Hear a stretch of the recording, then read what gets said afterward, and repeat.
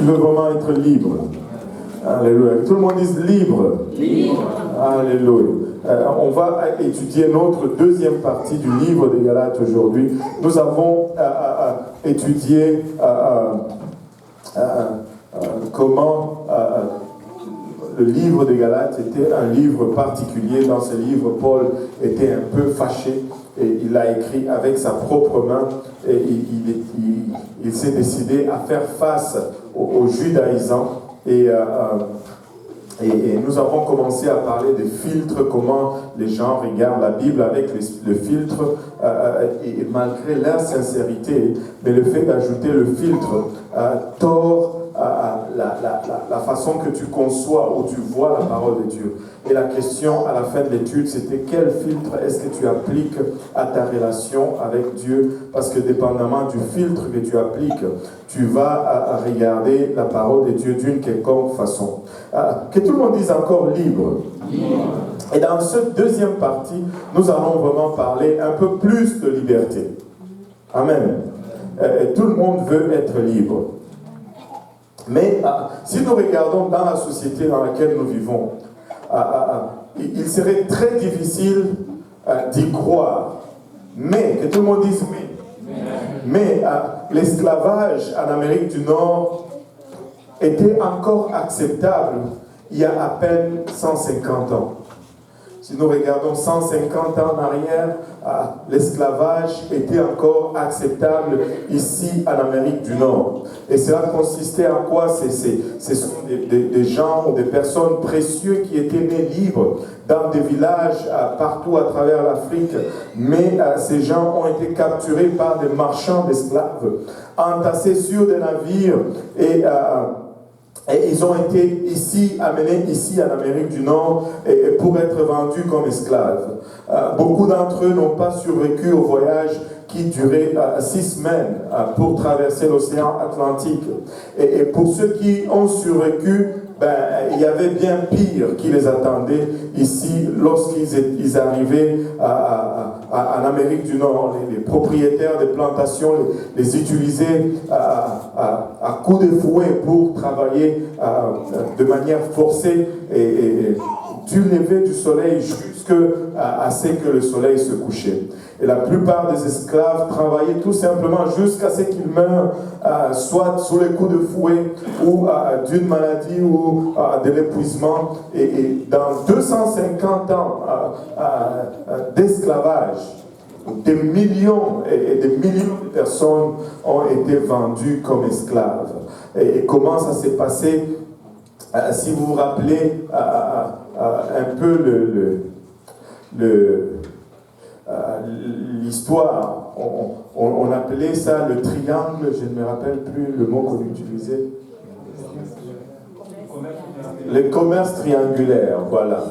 Le commerce triangulaire, c'est-à-dire, ils venaient, la plupart c'était des Arabes qui rentraient de côte est de l'Afrique. Et ils traversaient l'Afrique et ils allaient jusqu'aux côtes ouest, à la côte ouest. Et là, dans leur traversée, ils rasaient les villages, ils capturaient des esclaves et ils les amenaient à la côte ouest. De la côte ouest, ils les vendaient aux marchands européens blancs qui partaient avec jusqu'en Amérique.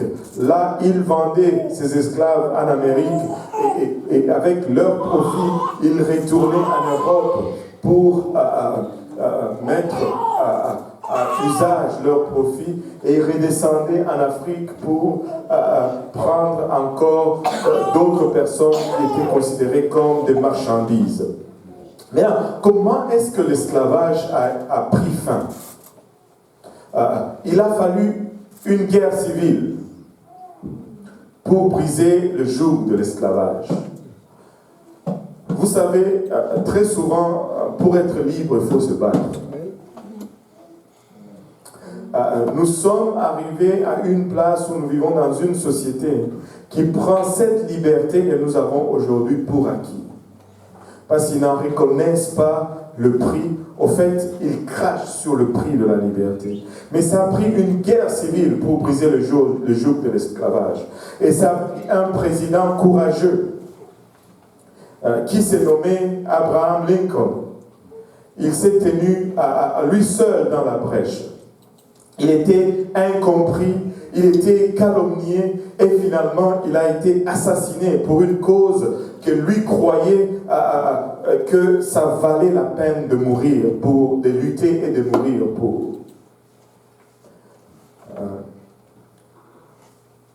Il a énoncé ou il a produit ce qu'on appelle couramment la proclamation d'émancipation. Et la proclamation d'émancipation était un décret présidentiel qui a été annoncé le 22 septembre 1862. Ça fait longtemps. 1862. Et ça a été mis en application 100 jours plus tard. Et le 1er janvier 1863, cela a été mis en application et cela a déclaré la liberté de tous les esclaves. Notez ceci, que ce n'était pas une loi qui était votée par le Congrès.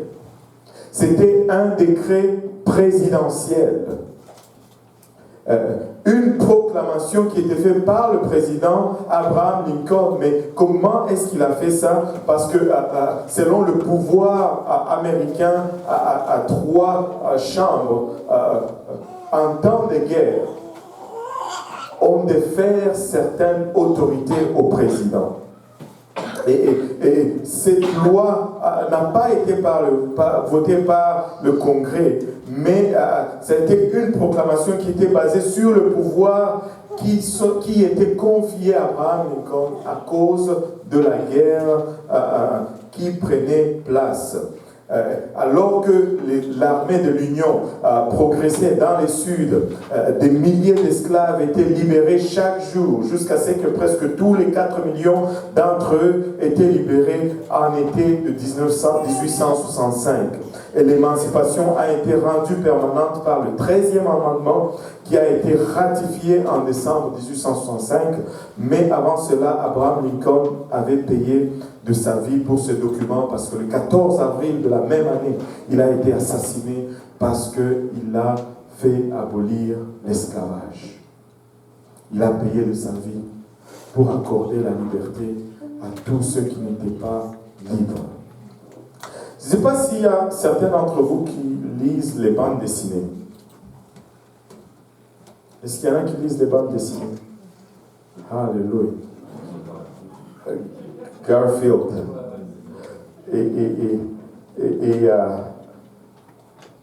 Frère Jules, toi c'est quoi?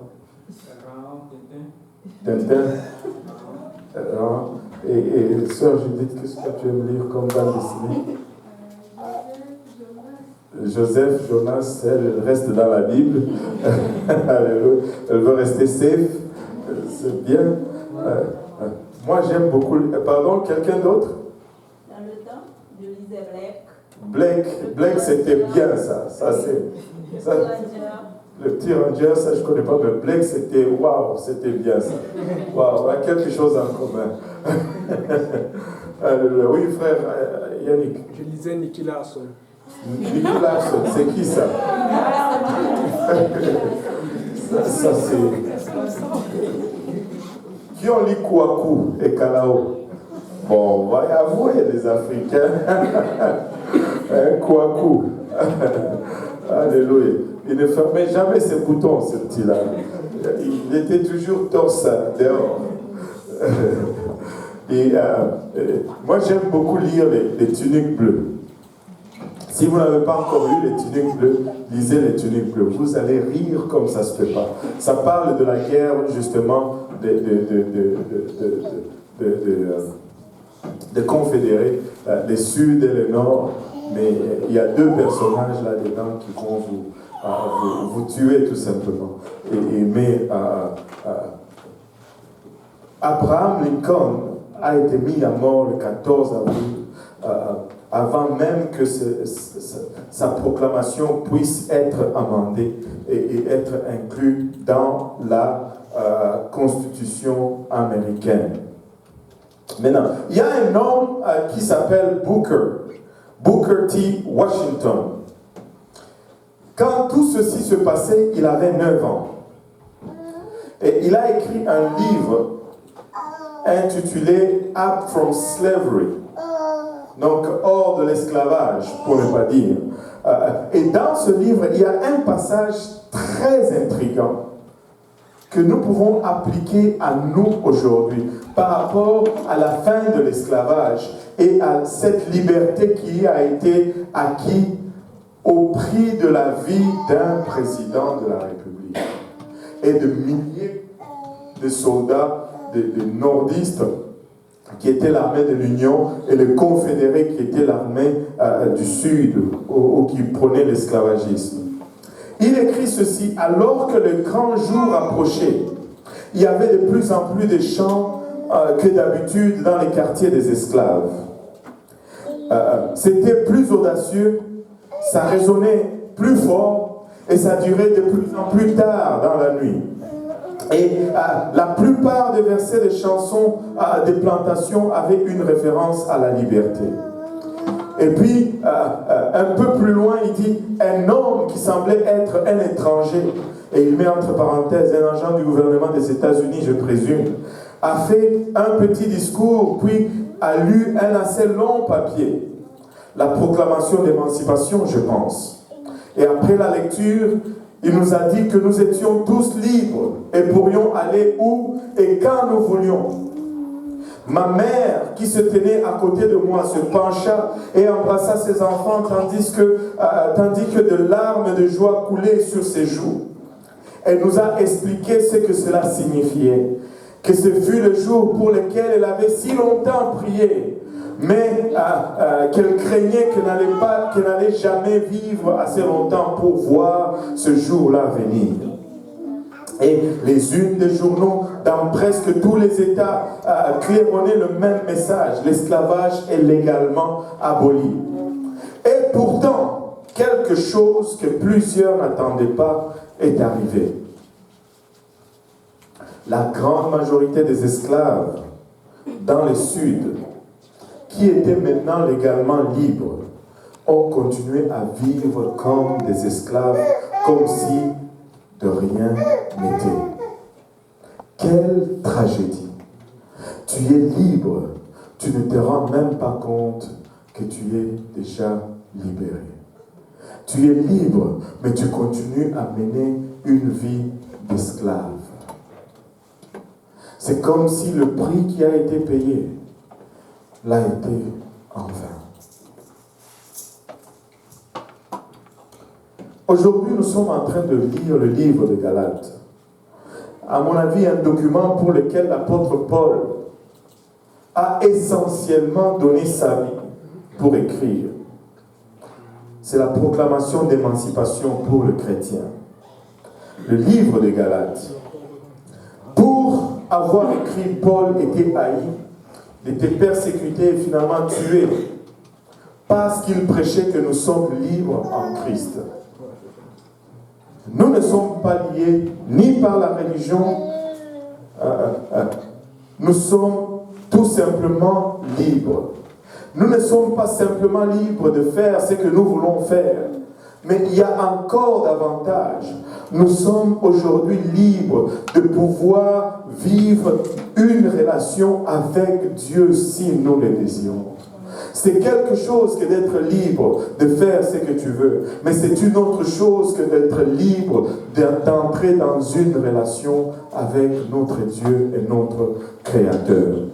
Le livre des Galates, c'est vraiment la déclaration d'émancipation pour les chrétiens. Et pourtant, bien que Jésus ait donné sa vie pour nous libérer, et bien que des hommes comme Paul aient donné leur vie pour prêcher ce message, de nombreux chrétiens vivent encore comme s'ils étaient encore dans la servitude. Ou soit de la religion, ou soit du monde. Et on voit cette absence d'une relation avec Dieu. Vous savez, très souvent quand on parle de religion, les gens pointent à la sanctification et disent « Ah, Voilà, vous vivez aussi comme des esclaves. Laissez-moi vous dire que Paul n'a jamais eu aucun problème à enseigner que le chrétien devait avoir une vie radicale et une vie séparée. Et c'est pourquoi, à l'époque de Paul, le terme chrétien avait un sens péjoratif. Et c'était utilisé dans un sens de mépris. Les gens ne se targuaient pas d'être chrétiens. Ce n'était pas quelque chose de cool que de dire que tu es chrétien. Aujourd'hui, tout le monde confesse d'être chrétien, même sans avoir rempli les prérequis d'être chrétien. Je suis chrétien. Mais une fois, ce mot-là n'était pas cool. Au fait, on disait que ça signifiait le petit Christ. Paul savait que la plus grande menace pour l'Église n'a jamais été la persécution de l'extérieur, mais plutôt les compromis à l'intérieur de l'Église. Le compromis parmi nous. Je ne sais pas si vous vous rappelez l'histoire d'Ézéchias, ce roi très jeune qui est monté sur le trône alors qu'il était très jeune, mais dans sa jeunesse, il avait une bonne vision. Je pense qu'il avait 8 ans lorsqu'il est monté sur le trône d'Israël. Mais malgré sa jeunesse, il avait une bonne vision.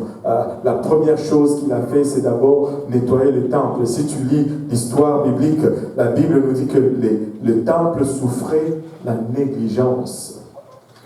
Le temple était victime de négligence. Ce n'était pas des méchants, des vandales de dehors qui sont rentrés pour vandaliser le temple, mais c'est ceux du dedans qui ont négligé le temple. Notre plus grand danger n'est pas la persécution extérieure. Très souvent, la persécution extérieure va nous mettre encore en feu pour le Seigneur. Mais notre plus grand danger, c'est le compromis intérieur. Je ne veux pas compromettre. Je ne veux pas...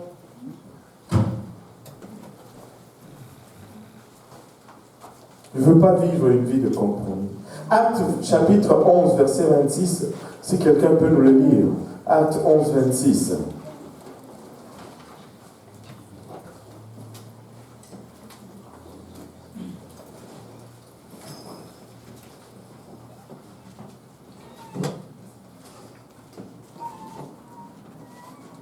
Acte 11, 26. Et l'ayant trouvé, il l'amena à Antioche. On parle de Paul. Pendant toute une année, ils se réunirent aux assemblées de l'Église et ils enseignèrent beaucoup de personnes. Ce fut à Antioche que pour la première fois, les disciples furent appelés chrétiens. Ce fut à Antioche pour la première fois que les disciples furent appelés chrétiens. Ils n'étaient pas appelés chrétiens tout au départ. Et la plupart d'entre eux étaient des juifs, des gens qui sortaient de l'ancienne alliance. Maintenant, la conversion et l'appel de Paul n'était pas quelque chose de simple. Sa conversion était quelque chose de radical, ce qui lui a causé beaucoup de problèmes. Dès le début, il était différent de tous les autres apôtres. Premièrement, il n'a pas vécu avec Jésus-Christ. Il était un juif, un pharisien de la première ordre, très élevé, très instruit dans la voie, dans la loi, enseigné au pied de Gamaliel. Gamaliel est regardé par tous les historiens comme le plus grand rabbin qui ait existé. Être l'élève de Gamaliel serait l'équivalent d'aller à Oxford ou à Harvard aujourd'hui, de nos jours. C'était le top de l'université de leur jour. Donc il était parmi l'élite. Mais pas l'élite juive, je veux dire. De sorte que quand il s'est converti, certains disaient qu'il n'était pas un apôtre du tout. Ils ne le reconnaissaient pas comme apôtre. non seulement il était juif, mais sa conversion ne s'est pas faite par un autre chrétien. Le Seigneur l'a rencontré personnellement sur le chemin. L'a fait tomber de cheval et l'a envoyé maintenant pour aller voir les apôtres. Il a été brisé littéralement. Et regardez avec moi Galates 1, versets 11 et 12.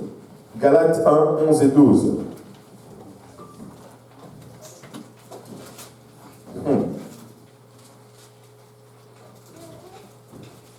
Et le Seigneur lui-même a enseigné toutes choses à Paul. Galates 1, 11 et 12.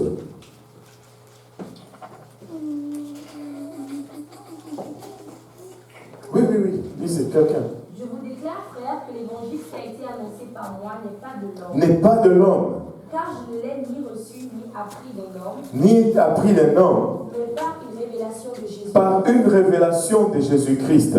J'ai rencontré le Christ personnellement. Je n'ai pas reçu ça d'un homme. Je n'ai pas reçu ça de la loi. Mais j'ai rencontré le Seigneur lui-même. Le Seigneur lui-même m'a révélé ce que je suis en train d'enseigner. Souvenez-vous, dans la première partie, nous avons vu que Paul, après avoir reçu ce qu'il avait reçu comme révélation, il est allé après vers les apôtres pour confirmer ce qu'il avait reçu comme pour voir si c'était égal ou si c'était la même chose que les apôtres prêchaient. Mais devinez quoi? Lorsqu'il est arrivé là-bas, il prêchait également la même chose parce qu'il prêchait Jésus et Jésus-Christ ressuscité. Il prêchait un seul, unique et vrai Dieu. Il prêchait la repentance, il prêchait le baptême au nom de Jésus-Christ, il prêchait le baptême du Saint-Esprit.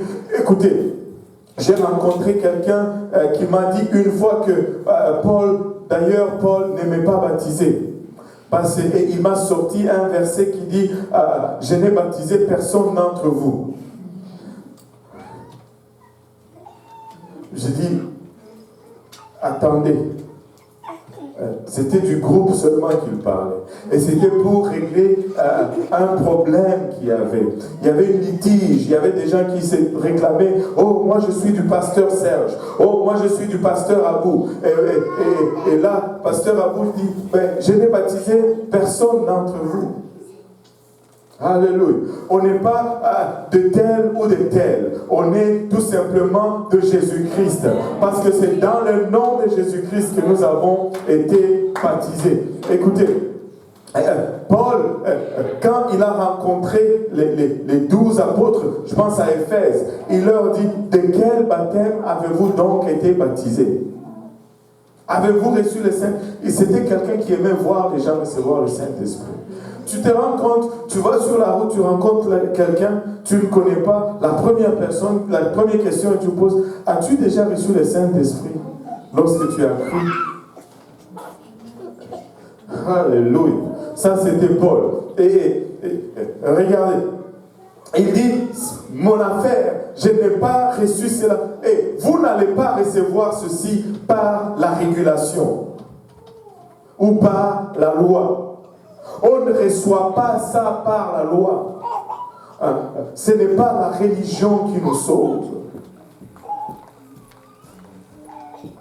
Tu ne vas pas y arriver par la religion. Ce n'est pas par les rites que nous allons y arriver, ni par la réputation. Les chrétiens mondains qui veulent préserver leur réputation. Il y en a qui se tuent et qui compromettent leur marche juste pour être acceptés dans le monde. Juste pour être vu. Ce n'est pas comme ça que tu vas le recevoir. C'est seulement par révélation que nous avons ce que nous avons. Ce n'est venu ni par la loi, ni par la réputation. Nous n'avons pas de réputation à préserver, ni à acquérir. Nous avons un salut à obtenir et à préserver. Paul n'a pas mâché ses mots contre ces gens. Il les a appelés des faux frères. Il ne les considérait même pas comme chrétiens. Et Paul ne parle pas ici de jeunes croyants. Des gens qui luttaient, qui essayaient. Il ne parle pas de jeunes croyants ici, mais il parle plutôt des gens qui essayaient toujours d'isoler un petit groupe ou une petite clique et de critiquer ce qui s'est passé dans l'Église. Regardez Galates 2, 4 et 5. Paul était un tireur franc. Galates 2, 4, 5. Et cela, des faux frères qui s'étaient Et cela à cause des faux frères qui s'étaient furtivement introduits et glissés parmi nous pour épier la liberté que nous avons en Jésus-Christ. Pour épier la liberté que nous avons en Jésus-Christ. Avec l'intention de nous asservir. Avec l'intention de nous asservir. Écoutez, on n'a pas fini. Je ne vis pas comme je vis par la loi. Je ne vis pas comme je vis par besoin d'acceptation. Je vis comme je vis parce que j'ai choisi de vivre comme je vis. Je vis comme je vis parce que j'ai choisi de plaire à Jésus-Christ et à nul autre. Alléluia. Je ne suis pas en croisade de popularité ou en campagne d'acceptation. J'ai choisi d'être chrétien. J'ai choisi de plaire à Jésus-Christ et à nul autre. Jésus-Christ, c'est celui qui donne le cachet d'acceptation. Le monde ne peut peut-être pas l'accepter. Cette société ne peut peut-être pas l'accepter. Mais laissez-moi vous dire une chose. Ce n'est pas cette société qui dicte les standards. Ce n'est pas cette société qui dit qu'est-ce qui est acceptable ou qu'est-ce qui ne l'est pas. C'est la parole de Dieu. C'est le Seigneur Jésus-Christ lui-même qui est maître et qui détermine les paramètres dans lesquels nous évoluons. Le verset 5. Nous ne leur cédâmes pas un instant. Alléluia, pas un instant. Et nous résistâmes à leurs exigences. Alléluia. Afin que la vérité de l'évangile fût maintenue parmi vous. Afin que la vérité de l'évangile fût maintenue parmi vous. Écoutez, nous sommes libres. Nous sommes libres d'entrer dans une relation avec Dieu. Je ne fais pas ce que je fais par contrainte. Je ne vis pas ce que je vis par contrainte. À n'importe quel moment, je peux déposer ce micro et aller courir les rues de Montréal à la recherche de n'importe quoi. Mais savez-vous quoi? J'ai choisi de mener la vie que je mène. J'ai choisi de vivre comme je vis. Personne ne me paye pour vivre comme je vis. Personne ne me menace pour vivre comme je vis. Et j'espère que personne ne te paye pour vivre comme tu vis. Et que personne ne te menace pour vivre comme tu vis. Et que tu vis tout simplement et librement pour plaire uniquement au seul et unique juge de nous tous. Alléluia.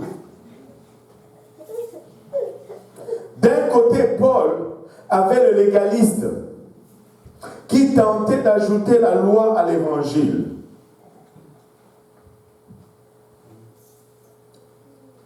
De l'autre côté, Paul avait les libertaires ou les libéraux. Je ne voulais pas dire les libéraux parce que ce sont les élections. Qui tentait d'ajouter le monde à l'évangile. Dieu n'a rien à voir avec le monde. D'un côté, il y a une fausse justice. Si tu veux vivre cette vie chrétienne par légalisme,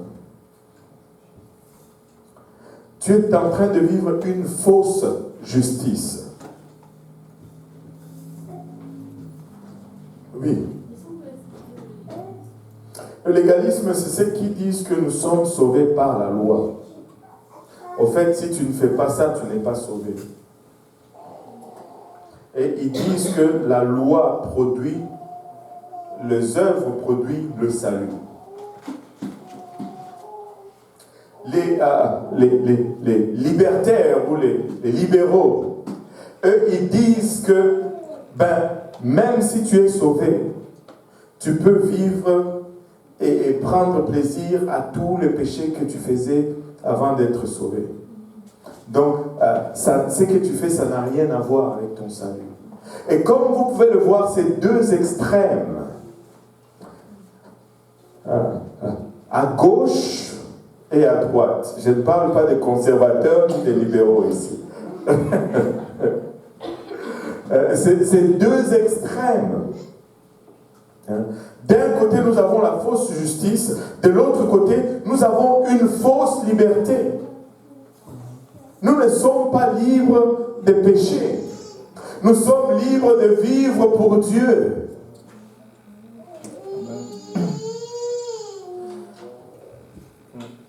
Je ne sais pas si vous avez saisi la nuance là-dedans. Si je suis libre, ce n'est pas pour aller pécher.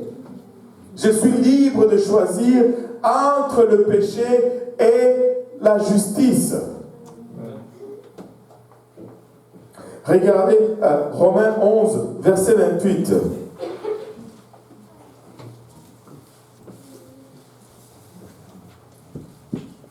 Romains 11, 28.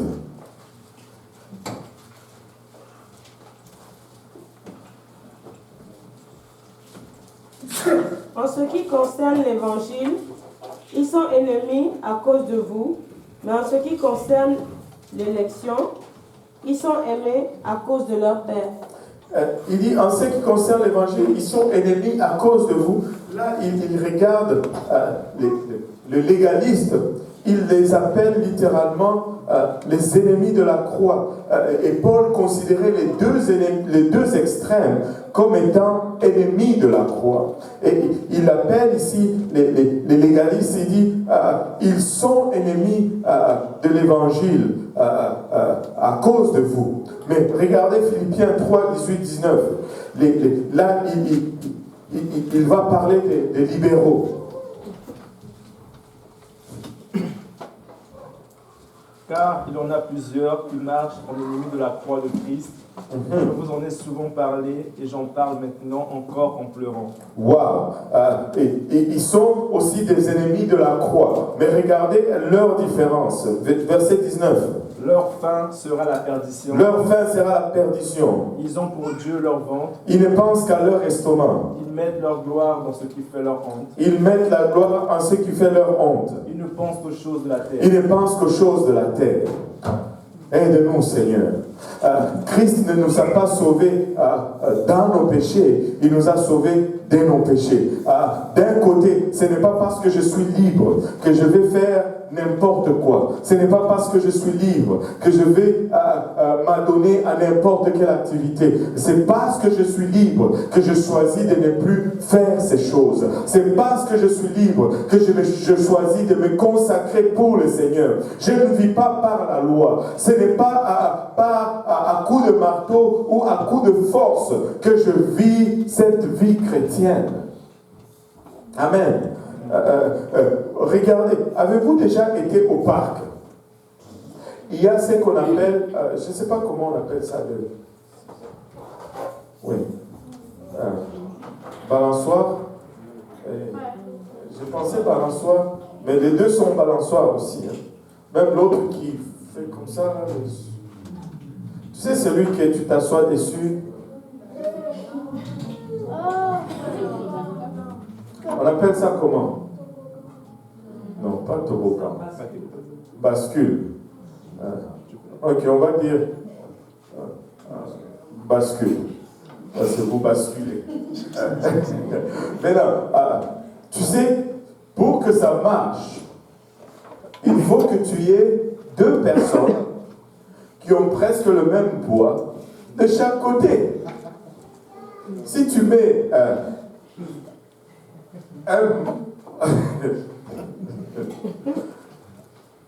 si tu mets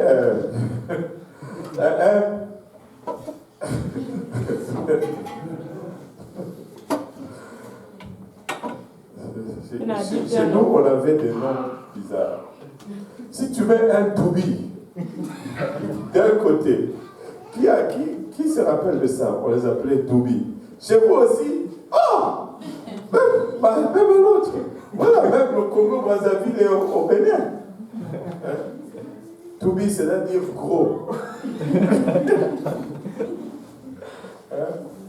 Mais dans la langue du quartier, dans le slang, on les appelait les Mafutumbo.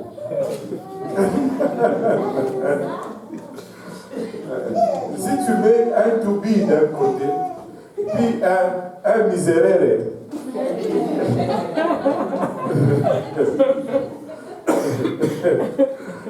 on appelait ça, quand quelqu'un était maigre chez nous, on l'appelait misérère. On l'appelait misérère. Ça venait justement du mot misère. Un misérère. Donc, si tu mets un toubi, un misérère, ça ne va pas fonctionner. Le toubi va être assis, l'autre va être suspendu dans les airs. Ça ne va pas marcher. Il faut que de deux côtés, ça soit équilibré. Mais d'un côté, nous avons les conservateurs. Ils croient que les principes et les méthodes devraient être rigides. Ils croient que les principes, que tout le monde dise principes, et les méthodes, que tout le monde dise méthodes, doivent être rigides. On a toujours fait ça de cette façon, il faut qu'on continue à faire de cette façon. Et ils ont tort. Et de l'autre côté, nous avons les libéraux. Ils croient que les principes, que tout le monde dise les principes, et les méthodes, que tout le monde dise les méthodes, devraient être flexibles. On peut tout changer et tout adapter selon le temps, selon les circonstances, selon l'Église. Et eux aussi, ils ont tort. Au milieu, que tout le monde dise au milieu. Au milieu, nous avons la Bible. Et elle nous enseigne que les principes sont rigides. Que tout le monde dise rigides. Mais tandis que les méthodes sont flexibles. Que tout le monde dise flexibles. Les principes doivent rester rigides. Mais les méthodes sont flexibles. Amen. Et la Bible est correcte.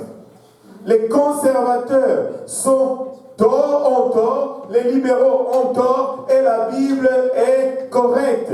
Alléluia. Et comme nous l'avons dit la dernière fois, les deux parties ont ajouté un filtre à l'évangile. Et cela affecte la façon dont ils perçoivent toutes choses au sujet de Dieu. Et même les bonnes personnes de foi peuvent être affectées par le filtre. Par exemple, Pierre. Il a été affecté par cette tension qui régnait dans l'Église. Nous sommes affectés par la tension qui règne dans l'Église. Il y a une pression terrible pour que nous puissions nous conformer à ce monde. Il y a une pression terrible sur nous pour que nous puissions nous conformer à cette société aujourd'hui. Il y a une pression terrible pour que nous puissions laisser tomber ce que Dieu demande. Et que nous puissions marcher selon ce monde. Écoutez, nous refusons. Nous refusons. Nous n'allons pas vivre selon les standards de ce monde. Ce monde est tellement éloigné de Dieu. Tellement éloigné de Dieu. Regardez dans le livre des Actes, chapitre 15, versets 7 à 9. Acte 15.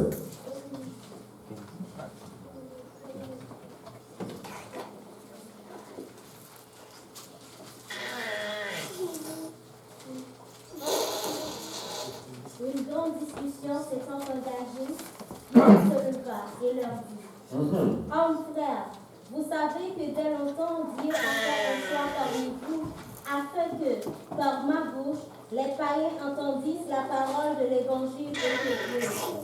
Et Dieu, qui connaît les cœurs, leur a rendu témoignage en leur donnant le Saint-Esprit comme à nous. Il n'a fait aucune différence entre nous et eux. Il n'a fait aucune différence entre nous et eux. Ayant purifié leur cœur par la foi. Ayant purifié leur cœur par la foi. Vous voyez l'équilibre ici. C'était pour eux comme c'est pour nous. La même chose pour eux, la même chose pour nous. La même mesure pour les païens, la même mesure pour les juifs. Même évangile pour le païen, même évangile pour les juifs. Savez-vous, Acte 2, 38, quand il était devant les Juifs, il a dit: répentez-vous et que chacun de vous soit baptisé au nom de Jésus-Christ pour le pardon de vos péchés et vous recevrez le don du Saint-Esprit. Et ça s'est passé exactement comme ça. Quand il est allé chez Corneille, il était encore en train de parler et le Saint-Esprit est tombé. Il a dit: on ne peut pas refuser l'eau du baptême à ceux qui ont reçu le Saint-Esprit comme nous. Il était équilibré. Il y avait un équilibre. Dieu ne fait aucune différence, il dit, entre juifs et gentils. Mais arrivé au moment où on devait faire affaire avec les Galates, Pierre a commencé à faire une différence. Regardez Galates 2, versets 11 et 12. Galates 2, versets 11 et 12.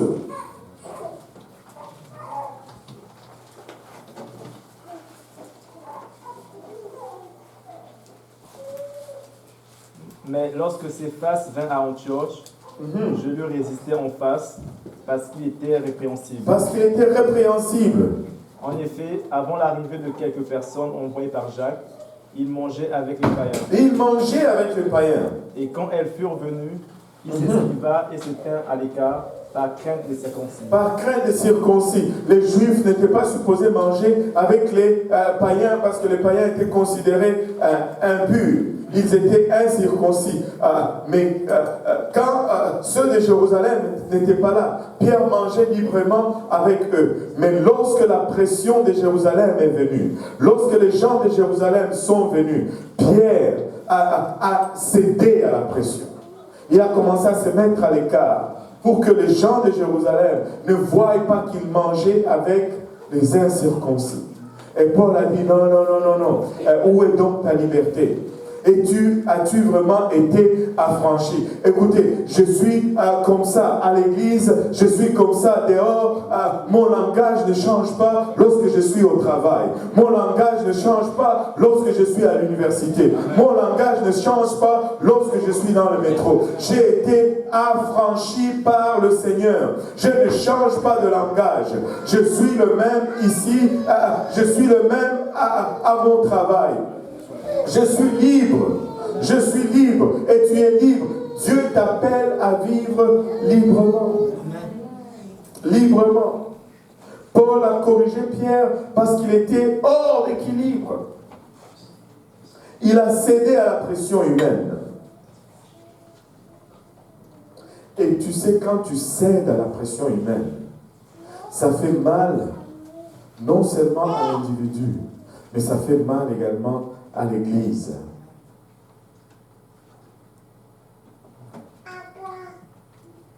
Tu sais, quand tu as une bataillon de soldats qui avancent, chacun a une position, chacun a un rôle. Lorsque un des soldats abandonne sa position, ça affecte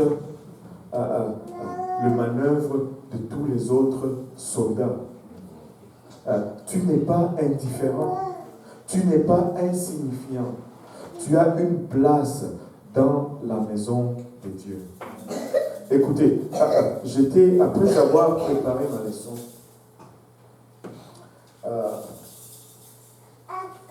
j'ai sauté sous la douche et comme d'habitude, le Seigneur m'a donné une dicton que je n'ai jamais entendu cela nulle part. Et je pense que je vais écrire et puis je vais mettre mon nom aussi à côté. L'Église n'a pas été conçue pour entretenir les saints.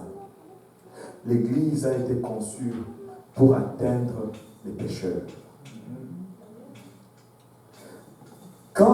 Si tu veux la regarder comme juste un outil d'entretien ou d'amusement pour les saints, tu vois beaucoup de problèmes.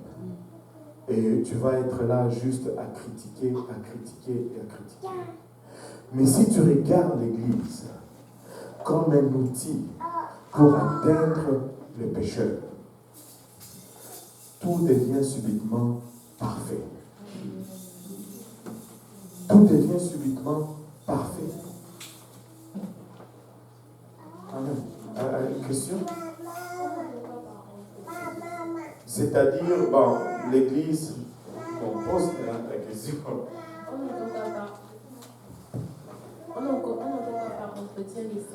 C'est-à-dire, bon, moi, j'ai un tel besoin, ben, l'Église n'a pas pensé à moi. Quand il est question d'entretien, il va y avoir beaucoup de moi dans ta phrase. Quand il y a beaucoup de moi dans ta phrase, il y a un problème.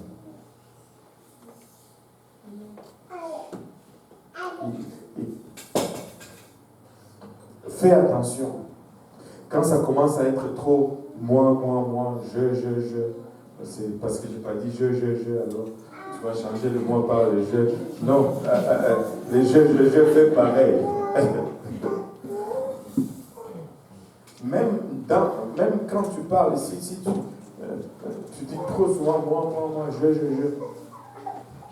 c'est dangereux. C'est dangereux. L'Église n'a pas été conçue pour l'entretien des saints. Ce n'est pas un parc d'amusement pour nous distraire et nous faire oublier nos préoccupations mondaines. Non. Ça n'a pas été conçu pour ça. Ça a été conçu pour aller aux portes de l'enfer et arracher ceux qui sont perdus de l'enfer. Et quand tu opères sur ce monde, tout est parfait. Tout est parfait. Mais quand tu commences à opérer sur l'autre monde, ouais.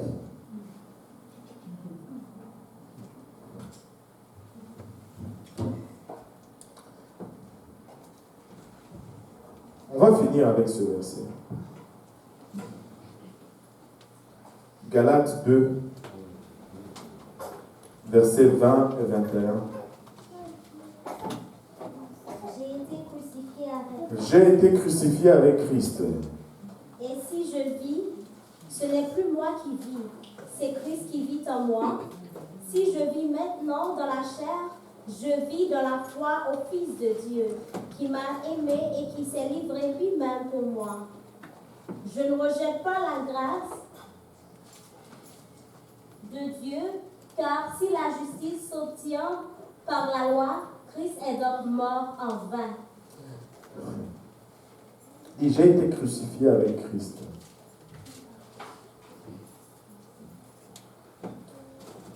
J'ai été crucifié avec Christ. Qu'est-ce que ça veut dire? Ça veut dire que je suis mort. Vous savez, un mort n'a pas beaucoup de droits. Un mort ne réclame rien. Un mort ne se plaint pas beaucoup. Même si la couleur de ses vêtements ne matche pas, il ne va pas se plaindre. Il est mort. J'ai été crucifié avec Christ. Si nous manquons ce point-là, c'est difficile. Et si je vis, ce n'est plus moi qui vis. C'est Christ qui vit en moi. Et si je vis maintenant dans la chair, je vis dans la foi au Fils de Dieu qui m'a aimé.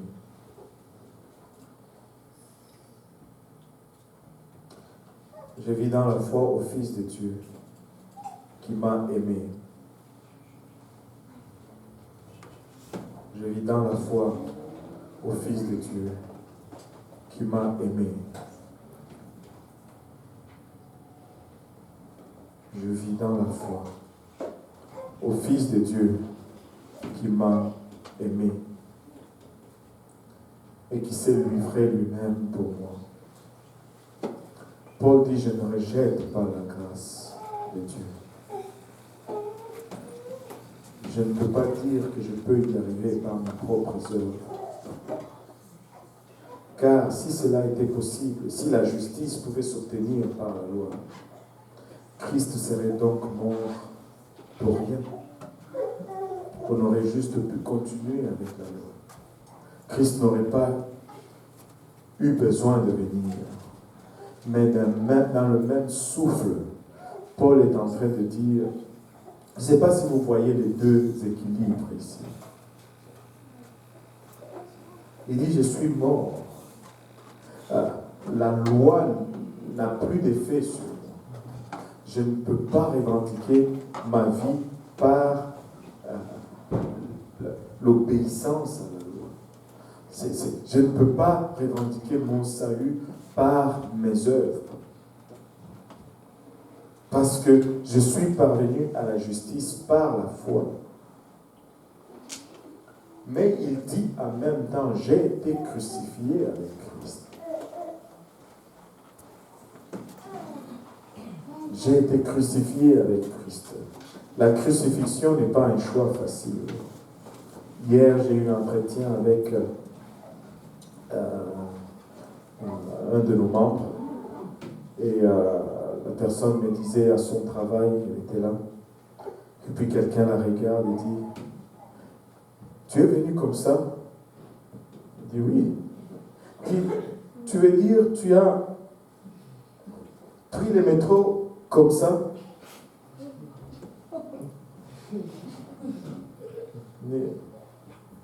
Et là, la personne était toute à terre, au point où même la simple logique disparaît au fait. Et là, je tourne vers la personne, je lui dis, es-tu la seule personne que tu as vue dans le métro qui porte une jupe? Non.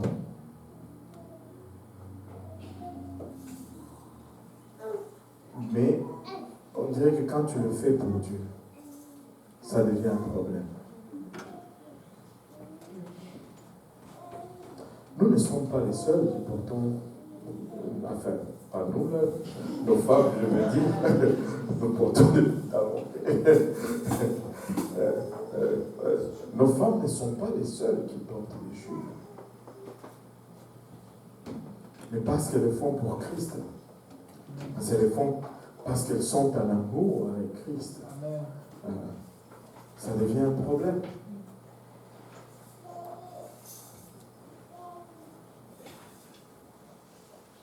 Et je ne sais pas pourquoi j'ai glissé là-dedans, mais je vais glisser. Tant qu'on y est, on va glisser. Écoutez, la sanctification n'est pas synonyme de la négligence.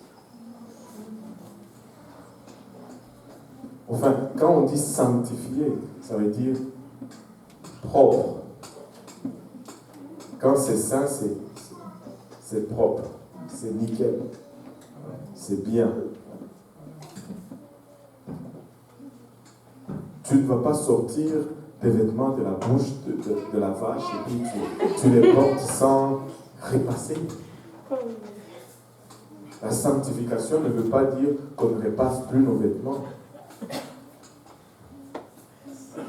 ou qu'on ne peigne plus nos cheveux. Au fait, on doit peigner nos cheveux si nous sommes sanctifiés.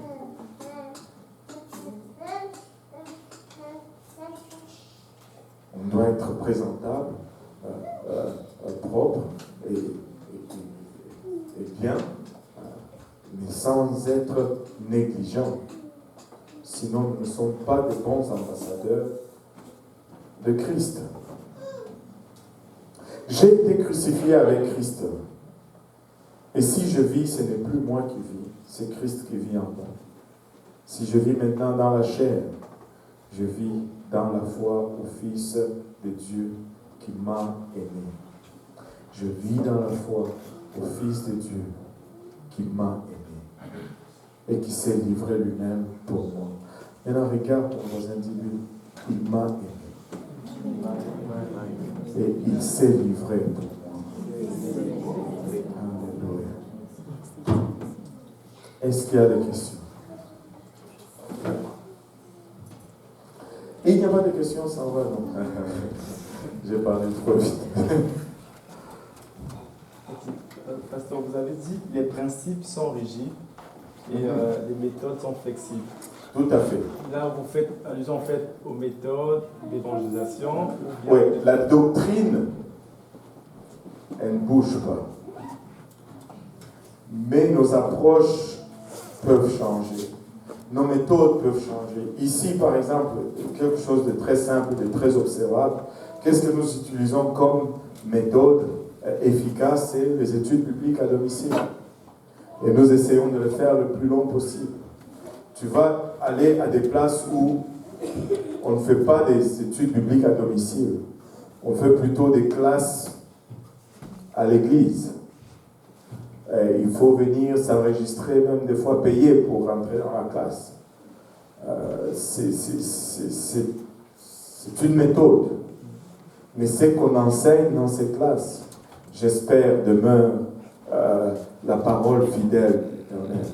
La doctrine ne bouge pas, la doctrine ne peut pas être changée. On ne peut pas dire, bon, aujourd'hui, on baptisait par immersion, mais vu qu'il y a une sécheresse, on va commencer juste à mettre 3 gouttes sur ton visage et puis ça va faire. Non, non, non. Parce que c'est doctrinal. Donc, les principes que la Bible enseigne demeurent et ils vont toujours demeurer. C'est pas par convenance, parce que maintenant, ici, on est en Afrique, ils ont les ancêtres et tout. Bon, on va les enseigner qu'il y a plusieurs dieux. Mais quand on vient, non, non, non. Un seul Dieu. Qu'on le prêche en anglais ou en français, on va lui dire la même chose. Même des fois les services. Je ne sais pas si vous avez déjà observé, il y a des places où les services sont faits différemment. Ils vont arriver, ils vont faire d'abord l'enseignement, et puis ils vont adorer, et puis la prédication. Ou il y a des places où ils vont faire d'abord, je ne sais pas comment ils appellent ça. Il y a quelqu'un qui est en avant, qui entonne des prières, qui donne des versets. Il va vous prêcher pendant 1 heure. Et puis après, bon, pendant tout ce temps, vous avez chanté. Et puis après, ils vont dire, maintenant l'adoration commence. Là, tu es comme, oh, je pensais qu'on adorait déjà. Et là, vous adorez, là, vous dansez maintenant. Et puis là vient la prédication. Bon, les méthodes vont changer. Mais le message qu'on prêche demeure le même.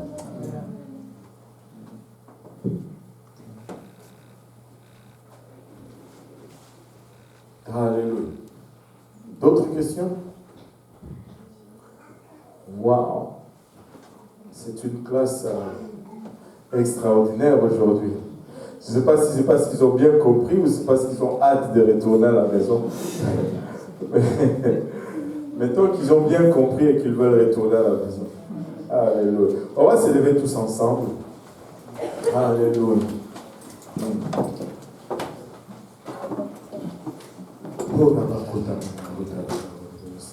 En élevant nos voix vers le Seigneur, Père Céleste, nous te rendons grâce encore une fois pour ton amour, ta bonté et ta fidélité. Nous voulons te remercier, Papa, pour ta parole, cette parole, Papa, extraordinaire, cette parole, Seigneur Jésus-Christ, qui nous fortifie jour après jour, Seigneur. Notre prière, Papa, c'est que nous avons partagé aussi ici, Seigneur, trouve une place dans nos cœurs où elle va germer, qui produire de fruits et que ce fruit nous conduise jusque dans la vie éternelle. Père, alors que nous allons nous séparer, Seigneur, notre prière, c'est que ta main soit sur nous, Seigneur Jésus-Christ, Papa. Que tu protèges notre retour, Seigneur, que tu nous gardes de toute embûche, de tout accident et de tout danger, Seigneur Jésus-Christ, Papa. Il a vachate.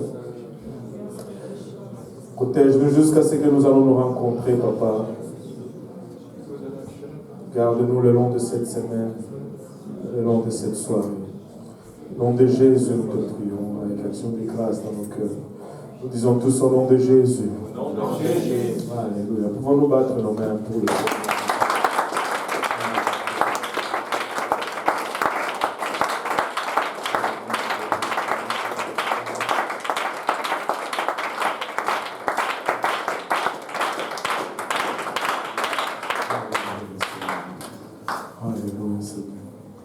Si si on peut avoir juste quelques points, je pense que ça va être vraiment rapide.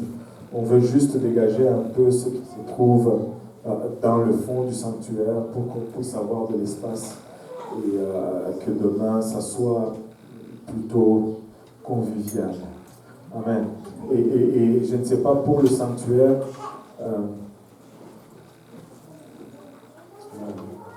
si on peut juste... moi, je pense que ça serait une bonne idée de le faire rapidement. S'il y a des volontaires qui peuvent venir demain, mais que ça soit... non, pour le sanctuaire, que ça soit avant 17h, parce que je pense que si on s'y met rapidement, tout le monde, ça va être très, très, très vite, très rapide. Sœur Viviane, si tu peux nous aider à organiser pour le sanctuaire rapidement, moi je vais organiser en bas pour juste, et ça va être très, très rapide. Ici, juste pour ranger les chaises et ramasser, pour ne pas dire passer l'aspirateur, de sorte que demain,